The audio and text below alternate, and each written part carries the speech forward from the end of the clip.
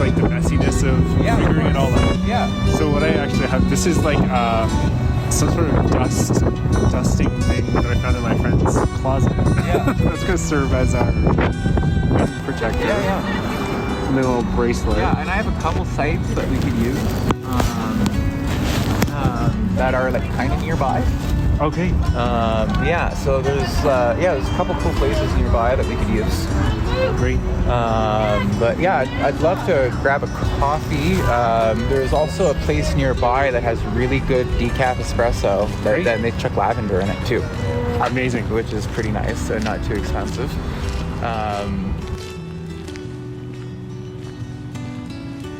Welcome to Walking Radio, a podcast dedicated to amplifying the voices of people on the front lines, those most affected by decisions made far from their reality. This is a space where lived experience takes center stage, where stories are shared on their own terms, and where conversation happens in motion, sometimes literally, walking and talking. For the foreseeable future, Walking Radio will focus on the planned closure of supervised consumption and harm reduction sites across Ontario. These spaces save lives. Their loss will be felt hardest by the most vulnerable among us, people who are our friends, neighbors, and loved ones.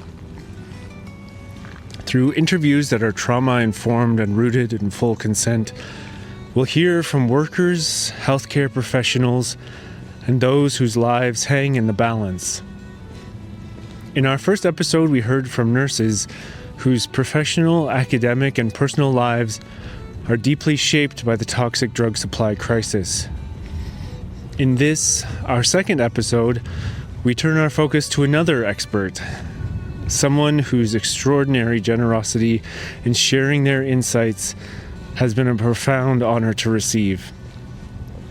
Rone is a resident of Guelph, Ontario. She uses the consumption and treatment service in that city's downtown as a central resource in managing her complex medical and pain management needs. I was fortunate enough to cross paths with Rone purely by happenstance on Saturday, March 22nd, 2025. We ended up spending the day walking and talking around downtown Guelph and later shared dinner together. We met again on Friday, March 28th to continue the conversation.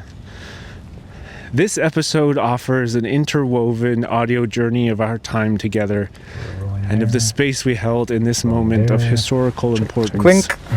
Yep. Let's Should we do a clap for walk sync together and see what pathways to better understanding we find along the way. Okay.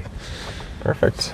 I'm Patrick Corvin. You don't even really need and this an elaborate introduction. Is Walking Radio. But if you want to give a little background about yourself, that's great.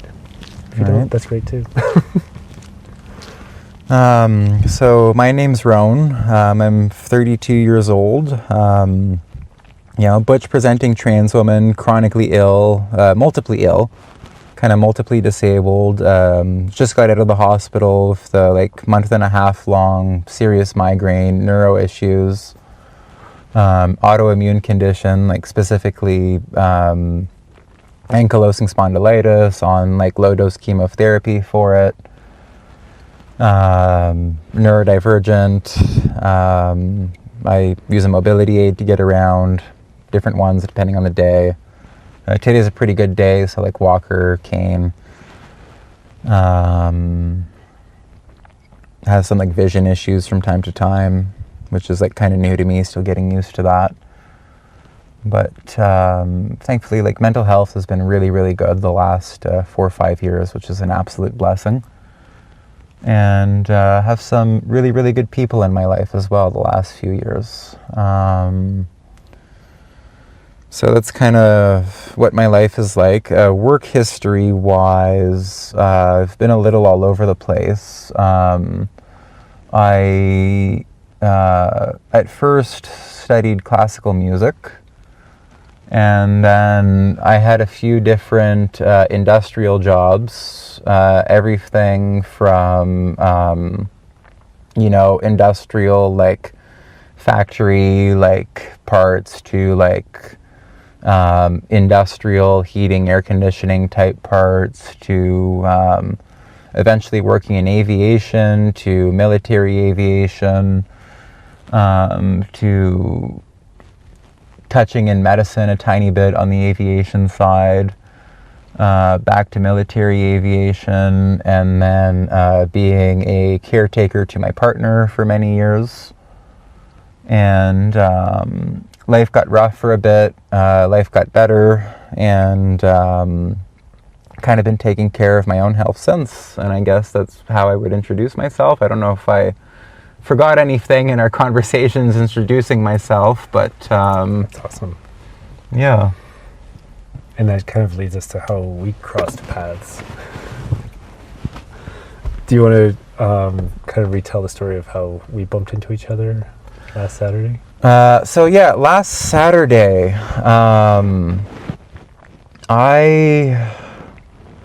I wasn't having a very good day. is an easy way to put it. Do you happen to have a bus? I do. Yeah, because that's just the number 3. It's a short walk, but it's also just the number 3 if you'd prefer that. Sure. Well, I'm happy to walk. Okay. I mean, it's walking radio. Yeah, for sure. Yeah, I'm down. It's a beautiful day. I got the darker glasses on. Yeah. Just in case. I've kind of become a bit of a stereotype, but I love it. The trucker hat, the mullet, the pit vipers. Like, I got chewing tobacco in my pocket if you want to fill the image. It's unfortunately not Skull, but Right.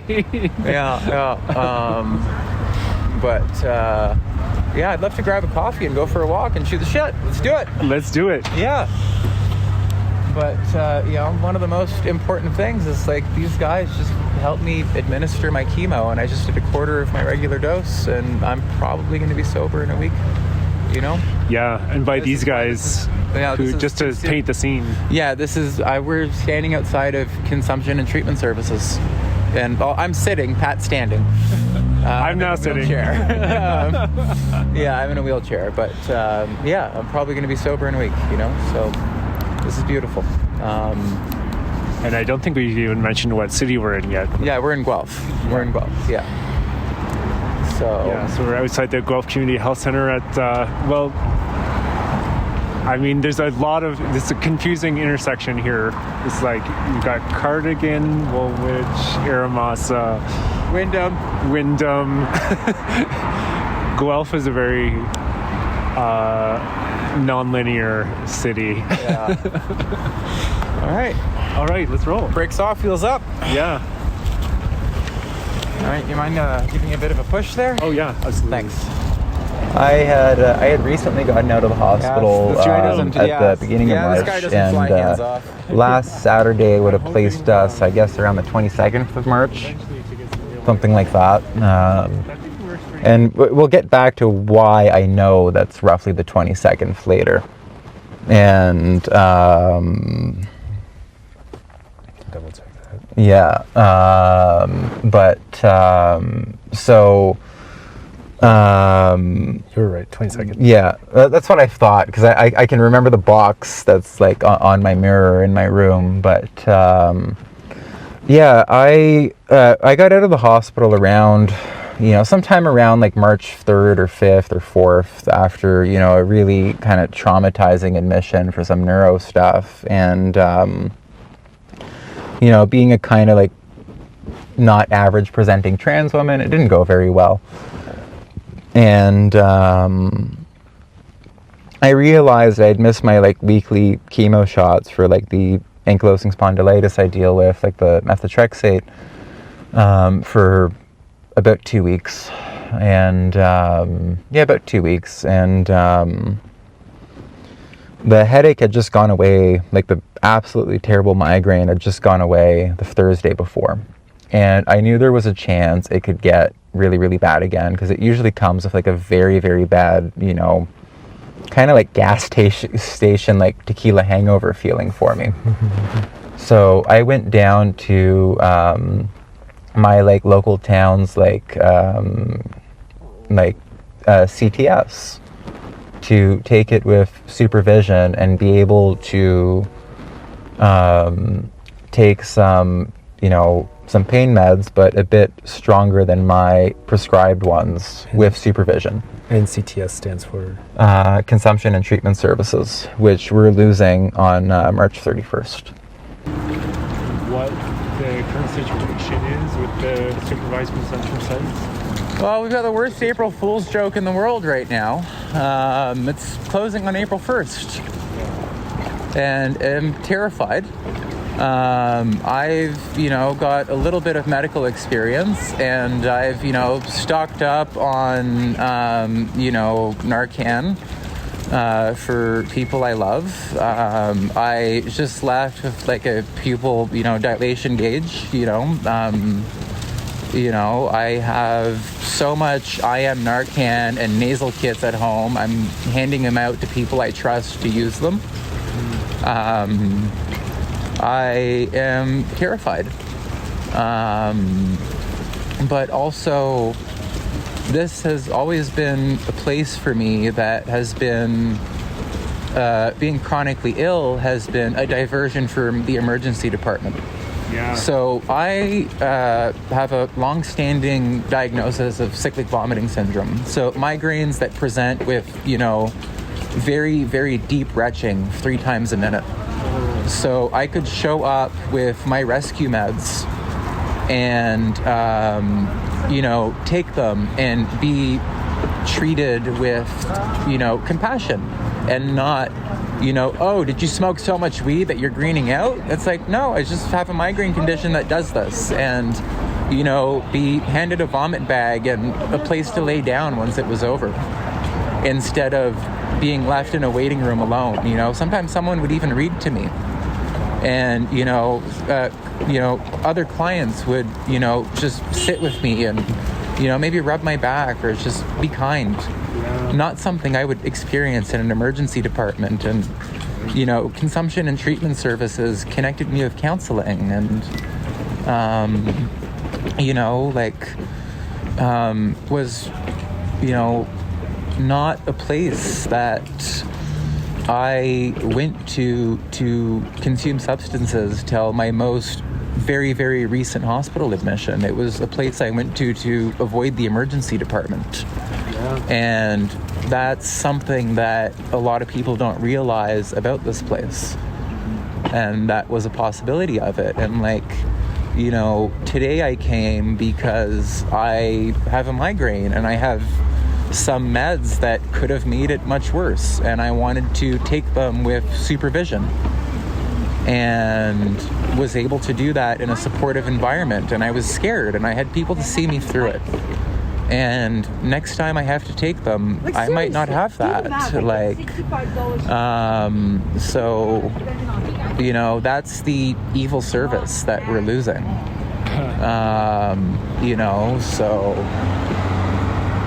Anybody who, experiences migraines and has to take, even low-dose chemotherapy, alone, could have come to, absolutely. Anybody who experiences, migraines and has to take medications that makes them worse could have gone to a safe consumption site to take their meds and have supervision and, be seen through it. And found, community, and, it's not a scary place. And we're losing that. And that's a shame.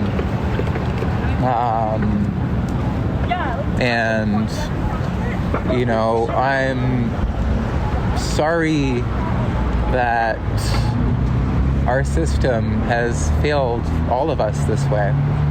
I'm sorry that our efforts weren't enough. But we're going to keep trying. Absolutely. Yeah. Which direction? Where were you thinking for coffee? Even if you want to grab one to walk with, as long as it's decaf, I'm good. Do you want to go to Planet B? Yeah, that's great, actually. Which is absolutely terrifying. And I wanted to do this with medical supervision in case the migraine was launched again. And I was really scared.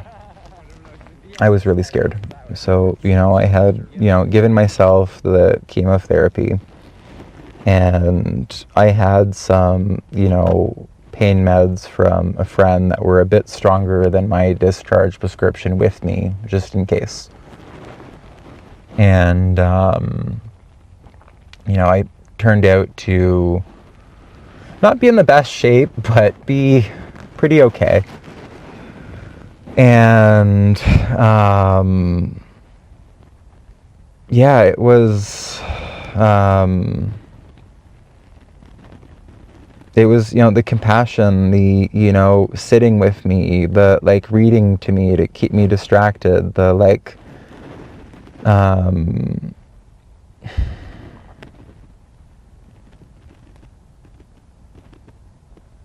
it wasn't just the staff, it was other clients too, and, like,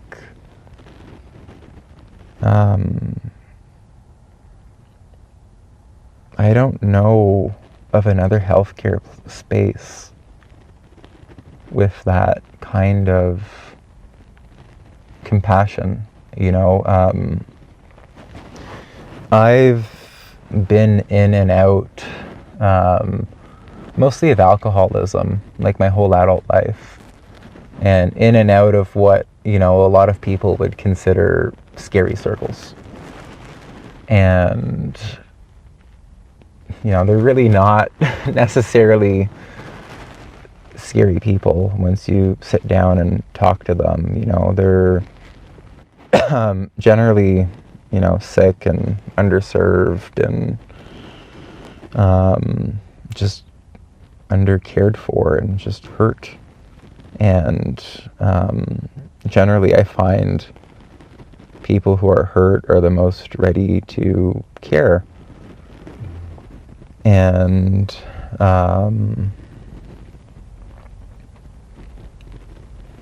sorry, I got a little sidetracked there. You're on exactly you're on exactly the right track. Yeah, I got a little sidetracked, but please stay on that track. I didn't feel like click or anything. Perfect. Yeah. Awesome. Yeah. Yeah, if you want to guide me a little bit so I'm not rambling too much. But, ramble away, because yeah. honestly, like, all I would be doing is just guiding it slightly. You're doing amazing. Just keep it conversational, keep it messy too. Like, I want it to be messy. Yeah. I want it to be honest. Like, and if there's anything you say that you regret after, we just kind of... We'll talk it over, and we'll go through it together, and I'd love to debrief it in a couple days too, Absolutely, yeah. Here for, like, before, during, and after. All really important.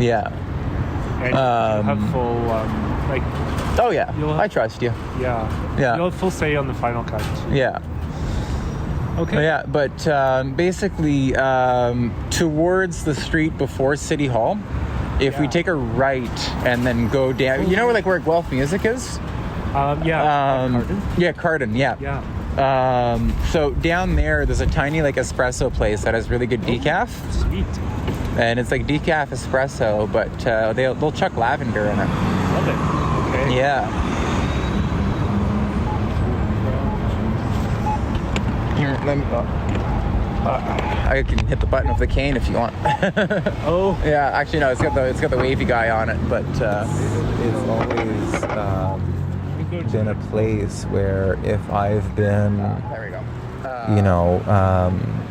go. Being someone who's had to lived a very stressful life and has a bit of the marks of alcoholism and stress on my face, like, if I present to the emergency department, I'm kind of ignored for 9 or 10 hours, and like consumption and treatment services is somewhere that I can go for a minor medical emergency and actually receive medical attention and not even use drugs. It's just like a walk-in where I can be seen almost. It just, I know most people don't realize that, but it's really scary to lose. Like, my access to medical care is about to change quite a bit. For non-extremely urgent issues, things are going to be a little different now. And I'm going to have to do some planning as to what to do to take care of myself, and like, what am I going to take care of at home? Like, how am I going to, like, yeah. Are you comfortable talking about, it feels like you're facing at least a double whammy right now, the loss of the... Oh, yeah, I'm good. I'm good if you want to, like, perfect. Yeah. I'd take the wheelie bars off of it because of how accessible this city is. Otherwise, I can't make most of the curb cuts. Yeah. A few laws written about this sort of thing? Yeah, no, it's super, super accessible. Yeah. For listeners who can't detect the irony in your voice, yeah, it's very difficult to navigate some of these things on the wheelchair. Yeah. Yeah, so for a little bit of history, in 2017, I lost my housing. I'm a trans woman, and I was homeless in Kingston for roughly July to October. So being a trans woman in a town surrounded by penitentiaries is not easy. You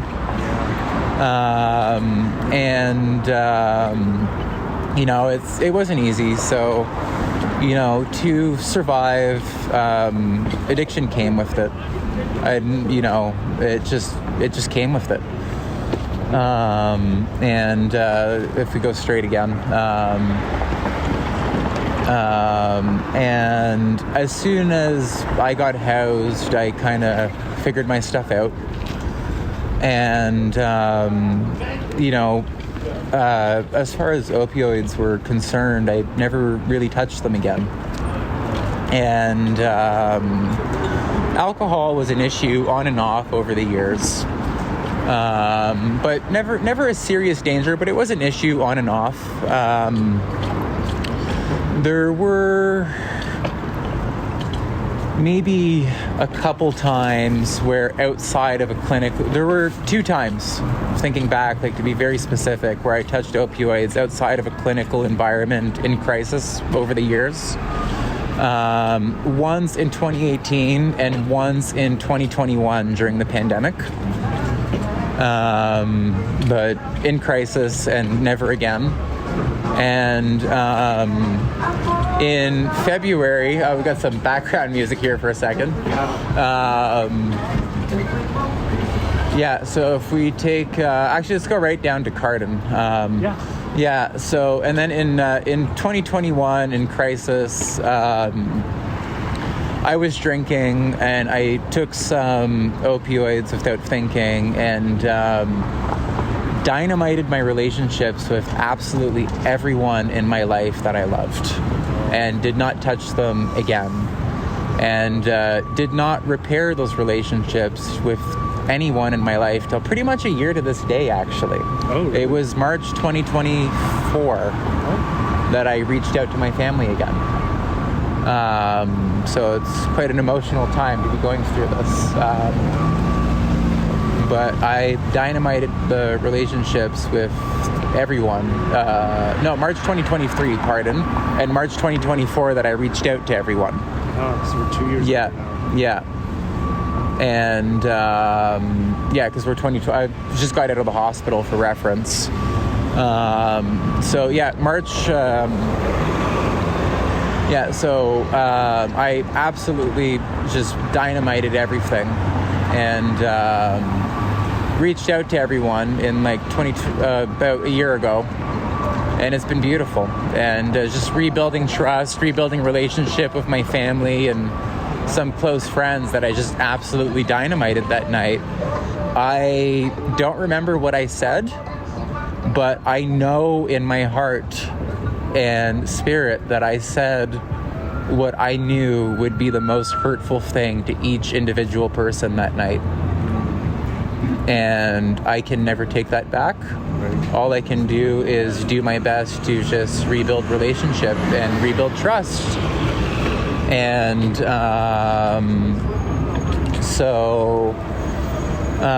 it's been... Pardon? What do you think brought that on, the dynamiting? I was just in a bad place. I was mad at the world. Oh, we got a protest going on here. Yeah. Wonderful. Yeah. Beautiful. We need this. So my main healthcare practitioner is closing their practice at the end of April as well, and I have a couple of options to go to, but being a rather complex medical case, it's going to be difficult to find adequate healthcare that I can be seen and then also seen with compassion. And not with, kind of exhaustion or bitterness and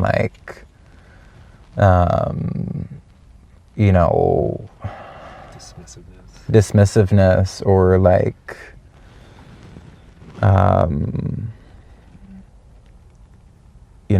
it was.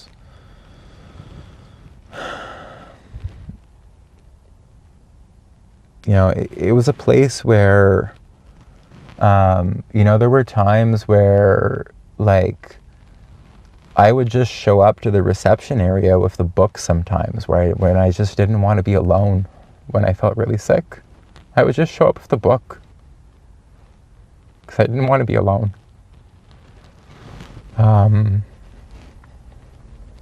Yeah. Because, the people who go there, know what it's like to hurt. And not everybody knows that. They know what it's like to be alone. They know what it's like to hurt. They know what it's like to be let down.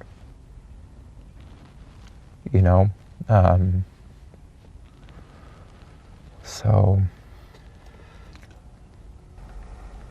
Yeah, I think that's something that's lost in the conversation too a lot. Is not just the medical services, the strictly clinical services that the sites offer, but also the connection and the community, which we know to be such vitally important protective factors for people in vulnerable positions. Yeah.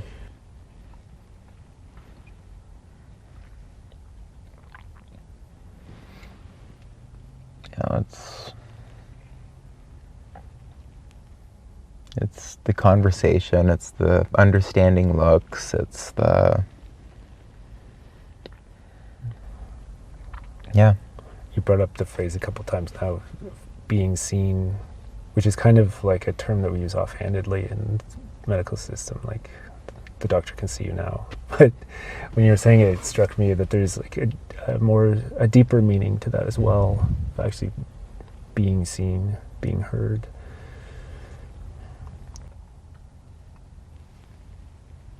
Yeah. It's, it's one thing for somebody to say oh, I see that x-ray, I understand that must hurt, because they have an understanding of oh, I see this detail and it must be painful. And it's another understanding for somebody to see that limp and have that same limp and know what it feels like to get up after not having moved for 6 hours and have to walk off that limp for it to loosen up and for the pain to come down a little bit. There's the oh, I get it because I've read about it, and there's the oh, I get it because this is my life. It's very different. Yeah. Makes me wonder, how do we, because of course we don't want to invite suffering on others needlessly, it's how do we help people get it who don't currently get it? I just for a little levity, yeah, I really love that video of the ladies with the TENS machine at the Calgary Stampede, showing what period cramps are like to be RCMP cops. Oh, I haven't seen that, but that's similar. A good one. Yeah, that's a really good one. Yeah, that's a fun one. I wonder if there's something we could do that for like fentanyl withdrawal. Oh, yeah. Hook someone up. Yeah. Give them like 30 seconds. You're like, okay, yeah, let's keep the sites open. Yeah. So there's a coffee place just up here. Yeah.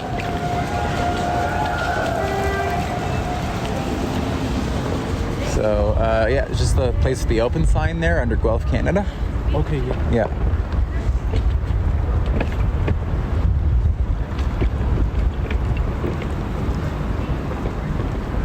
Here, I can wheel myself if you need the help. Oh, I'm good.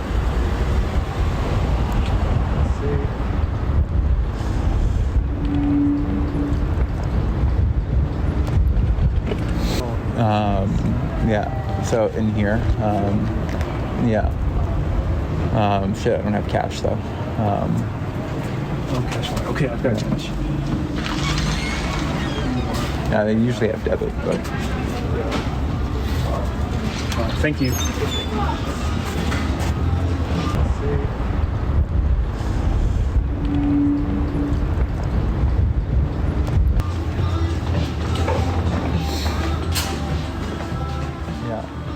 And then I believe we're still in Ramadan right. But yeah, no, this big like burly cop is, she's like, yeah, no, mine are about like a 9, and she's got him up to like a 5, and he's like, yeah, no more. And she's like, yeah, I've checked this machine on myself, like my cramps are about a 9 for 3 days, and she's got him up to a 5, and he's like crying that he can't handle it. Yeah. Yeah. She's at the booth of the Calgary Stampede, and she's like selling like hot packs and stuff. Like, yeah. It does bring up like the interesting theme that's come up in our conversations before about how gender intersects with this whole thing. And I'm curious to hear your thoughts.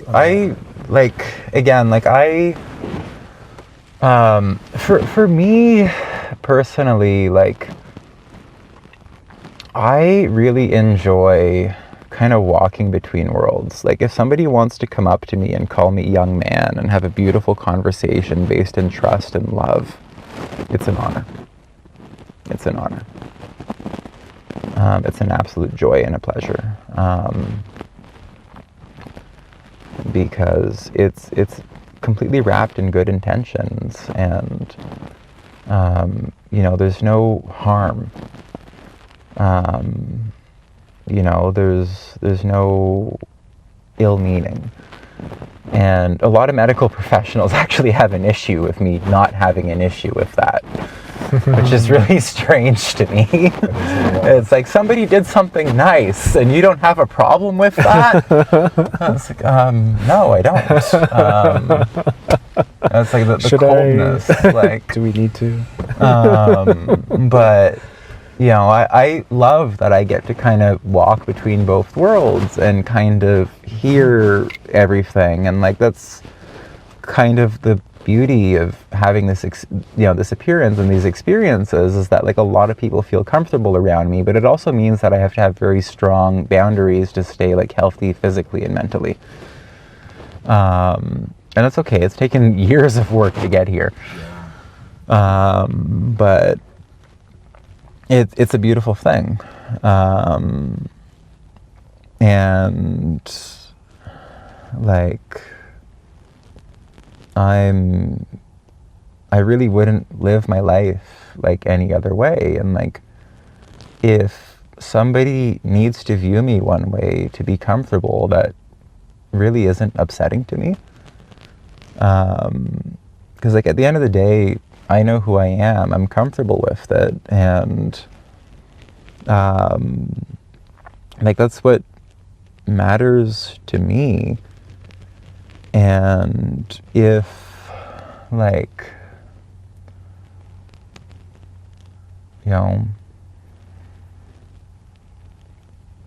if people are happy and I'm happy, like, who's hurting? Who's hurting? If I'm happy and people are happy, like, right. Yeah. Yeah. I keep thinking recently about the concept of like the converse of what you're describing is the concept of people needlessly introducing suffering into the world. No. Which I feel is kind of at the core of this push to close supervised consumption sites and treatment sites. And it's almost potentially connected to gender in the way of like this aspiration to a kind of cruel brand of masculinity. Yeah. There's like a callousness towards human suffering. It's and like intersectionality is very real, and I'm kind of like we could probably for like, you know, for reference, I have like a yellow notepad on my lap that I'm like keeping track of a few things on, but you know, there's many, like intersectionality wise, like there's many things that I fall into, and like but like my last hospital admission, just people going, there was a couple of things where people were just going out of their way to be hurtful. And it was just absolutely unnecessary. And you know, and then politically too, people going out of their way to be hurtful. Like you know, there's certain politicians that like I have interacted with at rallies 10 years ago who had no problem calling me miss 10 years ago when I looked much less feminine than I do now.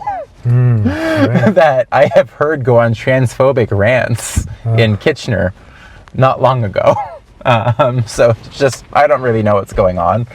Yeah. And then, you know, watching this hatred and like the closure of CTS and just all of it. And like, I've had to cut myself off of the news to just, you know, bring stress levels down, to kind of heal after this like hospital admission, and just in general, because it's too much. Like I'm really tired of watching my right to exist be debated every night at like 6 and 11 p.m., you know, be it on TV or at the top of the hour on the CBC every hour on the radio, when I've dedicated, you know, pretty much all of my free time since I've stopped working to peer support. So it's really, really difficult to hear my right to exist be debated. It's really difficult. Yeah, that's so interesting, because it's not just about, it's like, up until recently it was about like the right to be who you are inherently, but now we're on the precipice of like, we're literally talking about existence itself, where it feels like on the trajectory, we are on the cusp of a mass fatality event that is engineered, implemented, endorsed by the government. Do you think that this is a moment before a crime against humanity? I unfortunately think it might be. I mean, you know, looking at certain historical events, it might be. I hope it's not. I pray it's not. I pray it's not, Pat. I pray it's not.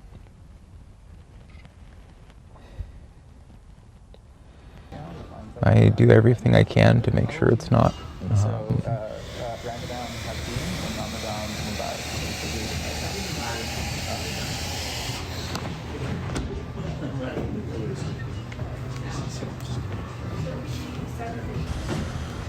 Yeah. Okay. Where were we? Wherever you'd like. We were about to go down the path of hope. Yeah. We don't have to go there now. Oh, I'd like to. I'd like to. Yeah. I'd like to, though. I sure would like the whole world to. Yeah, I'd like to. How do we get the world there? To be more compassionate, I mean, like to see everyone as like worthy of honestly, life. Like, I think something that gets lost on a lot of people is like So in Guelph, it's called the CTS, Consumption and Treatment Site Service. What I think a lot of people don't realize is that, including like the place I worked, and many of the consumption sites, they are the central hub for people to access treatment services like methadone. Yeah. And therapy. And to get referrals to other sources of help. Family doctors. Yeah. Certain specialists, counseling. Yeah, so... Like... And not to mention harm reduction supplies, which are intrinsic, like, what is lost on so much of the public is that those are there to stop the spread of bloodborne illnesses, to stop the spread of HIV and hepatitis C. And just the loss of that is incredibly unwise from a public health standpoint. Yeah. So thankfully in Guelph, we are keeping like the harm reduction supplies in Guelph. We do get to keep that. We are keeping some of the treatment services in Guelph. So that is good. As far as I know, like they know they're getting the funding. They don't know if they have it yet. And I'm kind of staying out of that conversation because I'm kind of scared to find out. That's fair. But they like, you know, even getting out of the hospital, like connecting me with physio. I normally organize all of this for myself. Guess who organized my physio getting out of the hospital, guys? And again, like, you know, it's like, it's not like I'm taking street substances. It's just I don't have the energy to organize my life or the funds to pay someone to do it right now. Like, this is it for people in poverty. Like, this is it. You know, this is it. And not to mention the pressure that they take off from emergency departments. And like the fact that like they are trained to accept that like chronically ill people know their bodies. And like, you know, have, you know, like, it's just the amount of things that like just really, really simple things that I can get there that I can't get in the emergency department, like cold packs or hot packs, like, you know, it's just like, Yeah, yes, it was a couple of days ago, I was out for a run. It was like in Toronto. I have an apartment in Moss Park, which is quite a hub of activity. There's like a lot of services, like a lot of poverty, a lot of mental health and addictions. And there was an overdose across the street from my apartment, and I went to go help. And that experience alone was such a stark reminder of like what a gong show it can be when just the general public is trying to respond to an overdose on a sidewalk. Yeah. Not to mention like the enormous number of emergency personnel that get tied up with that response. Yeah. Many of whom, no, I shouldn't say many, but some who are struggling to like figure it out just as much as the general public. Yeah. And like I've discovered this whole like very inefficient kind of status battle going on too, where it's just like more about people sizing each other up rather than focusing on the person who's about to die without intervention. Whereas in a like supervised consumption, it's all just like run of the, like this is what we do. That's what we're there for. Like, and overdoses can be just reversed very efficiently, very easily, with minimal adverse consequence to the person experiencing the overdose. So in that particular response, there was about 3 cop cars, a fire truck, paramedics. So it was like about a dozen emergency personnel in total when that one overdose event could have been reversed by like 2 harm reduction workers in a supervised consumption site, whilst having all of the EMS services continuing about their business. Yeah.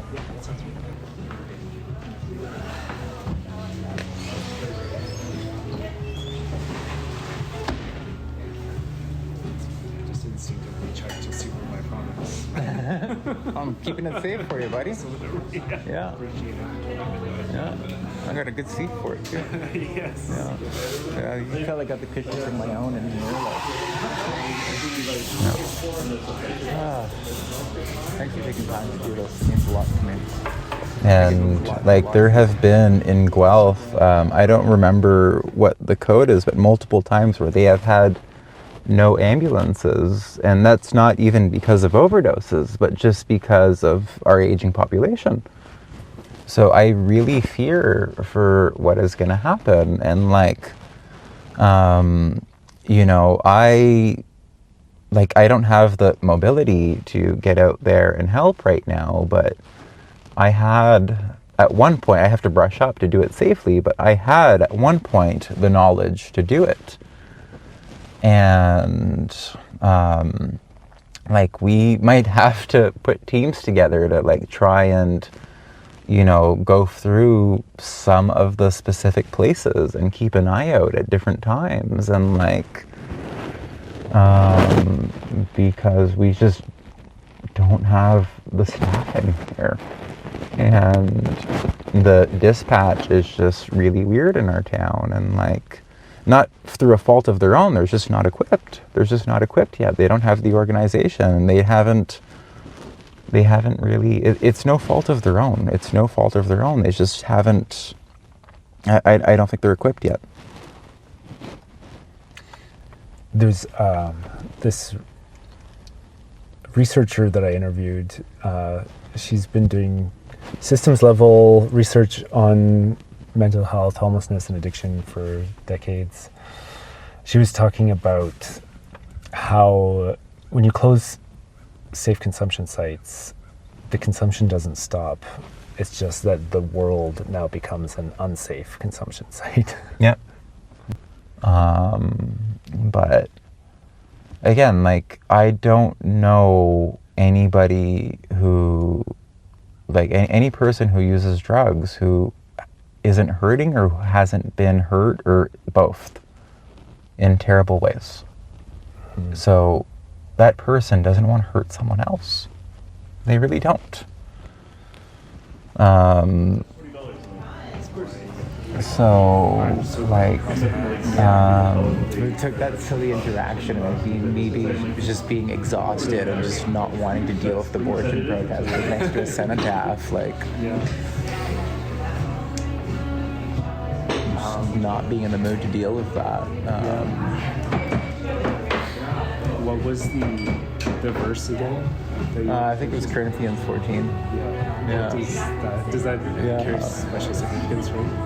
I think it's one that like ends up on a lot of posters and stuff, and it's like quoted pretty often. So it's like one that they probably have in their kitchen at home. Like, you know, it's like you know, like my ex's mom had that in the kitchen. Like, you know, so I'm pretty sure it was 14. I'm not a like chapter and verse person, but as you know, I see this population get forgotten. I am starting to see more, you know, wrappers, more waters, more stuff like that on the sidewalks that I didn't see 2 years ago. I'm starting to see that again. For those who don't know, those are basic harm reduction supplies used in the preparation for injection. Yeah. But the actual, like, you know, things that are, you know, used to, like, administer medications or drugs I'm not seeing on sidewalks or in parks at all yet. Yeah, and another aspect that I think not many members of the public know generally is that like many of the services offered out of the supervised consumption or consumption and treatment sites, they also run robust outreach programs that include sharps pickup and like walking teams that go around and pick up sharps safely, like using tongs and sharps disposal boxes.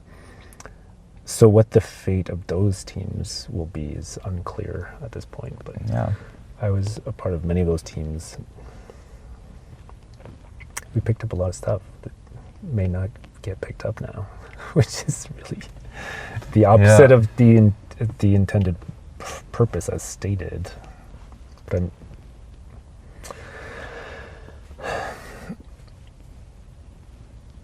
I can't help but wonder, like, is the intended purpose the one that is stated?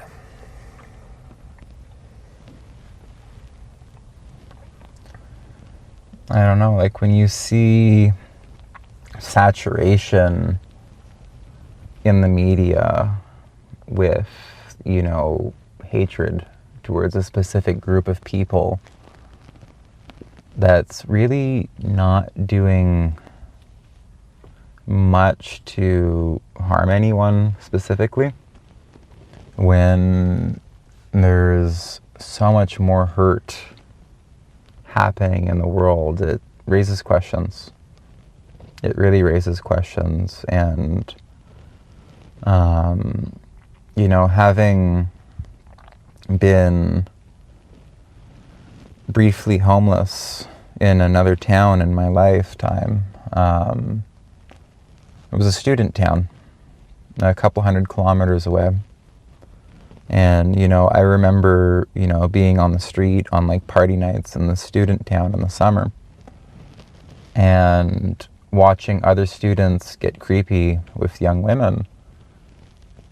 It wasn't police that told young men not to get creepy with young women. And, you know, these other street-involved people weren't engaging in violence to tell these young men to leave these other young women alone. It was just very clear and direct, and a clear message was sent. But it wasn't police keeping people's daughters or nieces safe. It was street-involved people. Because again, these are people that have been hurt. And, you know, it's really easy to demonize people, and seeing this hatred on street-involved people, on, you know, people who use drugs, on, you know, gender diverse people, on queer people, on, you know, immigrants, on, you know, the list goes on. I don't know, there's a lot of fear. There's a lot of fear on people with disabilities, there's a lot of fear. There's a lot of fear. Highlight the discrepancy, the hypocrisy. Yeah, I just... Book of Love. Yeah. And, you know, like Mary Bergman of the community. Are you familiar? Tell us. Are you familiar? Yeah. But One of my dream flights is to go leave some berries and a pack of darts on her grave, because I've read her journals. So I want to go north of Thunder Bay and leave some berries and a pack of darts on Mary Bergman's grave marker. And I have a buddy who's going to take me once this is done. So, I'm going to cry. Mary Bergman's a bit of a hero of mine. I actually met a physician who trained under her in the 70s. So Mary Bergman was a nurse in the country in Northern Ontario who was kind of the only medical professional around who just did it all. And the joke was kind of like, if you hadn't been stitched up or had a bone set in Mary's bathroom, did you even live here? And her husband got really upset when the house got designated a first aid spot on the gas station map. The physician that I met who trained under her wrote a paper called At Mrs. B's House, which is beautiful. I can pull it for you later. I could maybe even get your phone number. She works in Toronto. Yeah. So to be, and now the Community Health Centre in that community north of Thunder Bay is the Mary Bergman Community Health Centre. I often wonder if this so is, you don't correct me if this is wrong, or please feel free to share a different perspective, but I often wonder, is this a form of class warfare? Because, substance use is ingrained throughout our culture. Like, alcohol use is endorsed and promoted by the government, and the government makes money off of it. And the widening of the availability of alcohol has been central to Doug Ford's premiership. But we don't necessarily associate alcohol with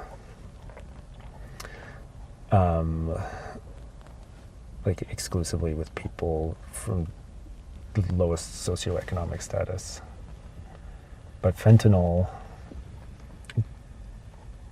use is disproportionately distributed amongst street-involved folks.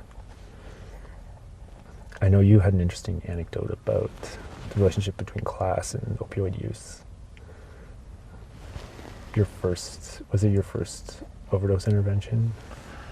Yeah, that was at a mall in another town. My first overdose intervention was in a food court, and it was a senior lady, and I'm assuming I didn't know pills well at the time. I was part of a Narcan pilot project when it was just the intramuscular that was available, and and I'm assuming before she ate, maybe she meant to take a lactate, maybe she meant to take a Beano, I don't know.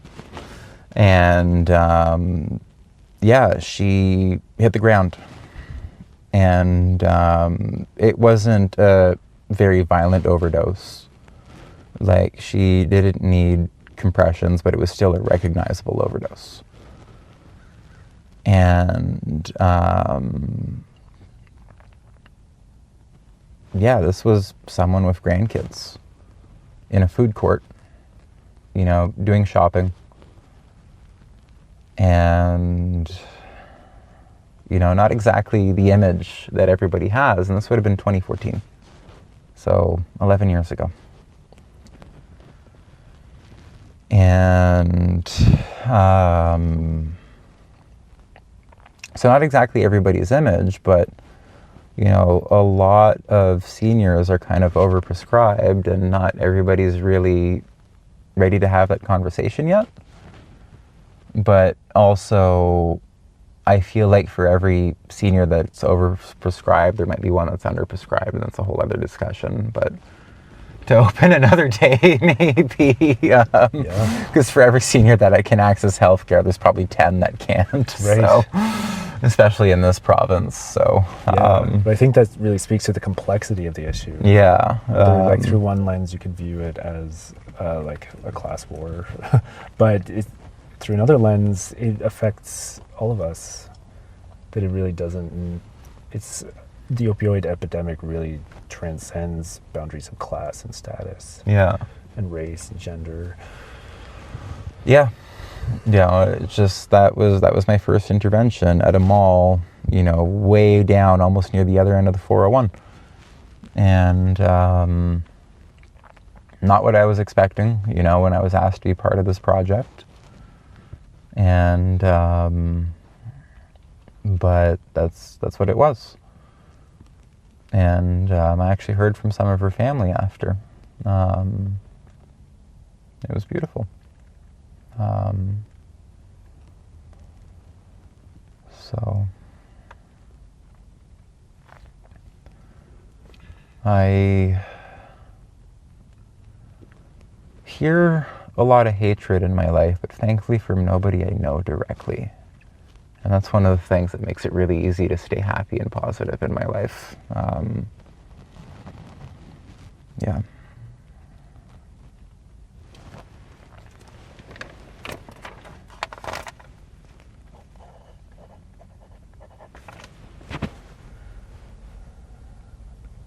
Is there anything you wish people understood better about this situation?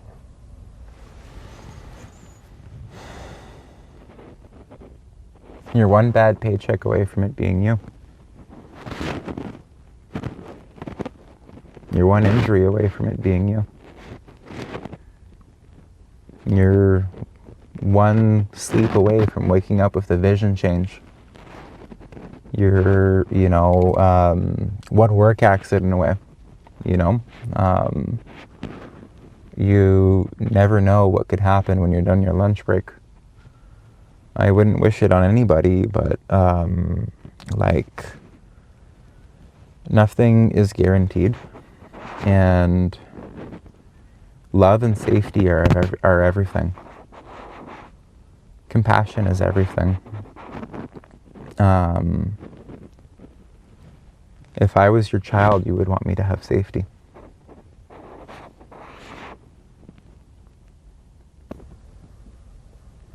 That feels like a really good place to end on.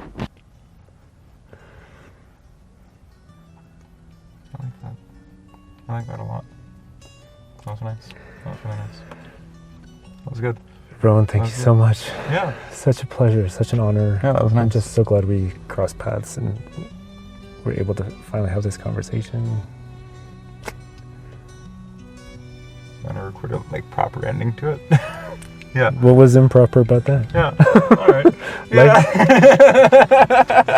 Life is messy. Fair. Yeah. Radio should reflect that. Well, thank you so much for having me, Pat. And yeah, of course. Anytime. I'd love to do this again. Me too. I have a lot more to say. Yeah. Yeah. Yeah. It's a complex issue. It's a complex universe. We are complex beings in it. Wonderful. Yes. Okay. Perfect.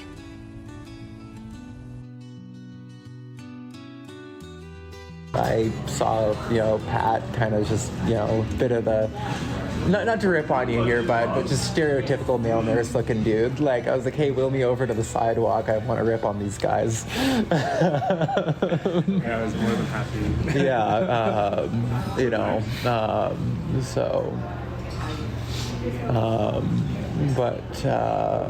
yeah, you seem like, the type that didn't mind stirring the pot a little bit. I saw the mischievous grin when I was like, hey, wheel me over, and I was like, yes. I saw that grin. I was like, okay. An unexpected turn along our pathway. Just moments after Rone and I finished recording our conversation on March 28th, 2025, the news broke. Quoting from cbc.ca, supervised drug consumption sites win injunction, can stay open for now amid charter challenge. Ontario judge grants injunction to keep 10 sites open as legal challenge considered. Justice John Callahan of the Superior Court of Justice said all sites slated to close under the new law by April 1st can remain open until 30 days after he decides the case. The constitutional issues in this application are complex, Callahan wrote. My decision will require some time. Time. Time is what so many of us have been hoping for. Time to continue caring for one another. Time to continue saving lives. Time to continue advocating. And time, we hope, for the people and the government of Ontario to find more compassion in their hearts. In the meantime, Walking Radio will continue to walk alongside those whom the provincial government of Premier Doug Ford and Health Minister Sylvia Jones have made very clear they do not wish to hear from. If you work on the front lines, or if you access consumption and treatment services, please feel free to share. We'd love to hear from you. please feel free to drop us a line at walkingradio@proton.me. That's Walking Radio, all one word, at proton.me. All messages are received in confidence and no stories will ever be shared without consent. Walking Radio is independently produced and does not accept advertising, sponsorship, or donations. To preserve and honor the dignity of our companions, Walking Radio will never monetize our content. Together, we can find new pathways to care and kindness. Thank you for joining us on this walk.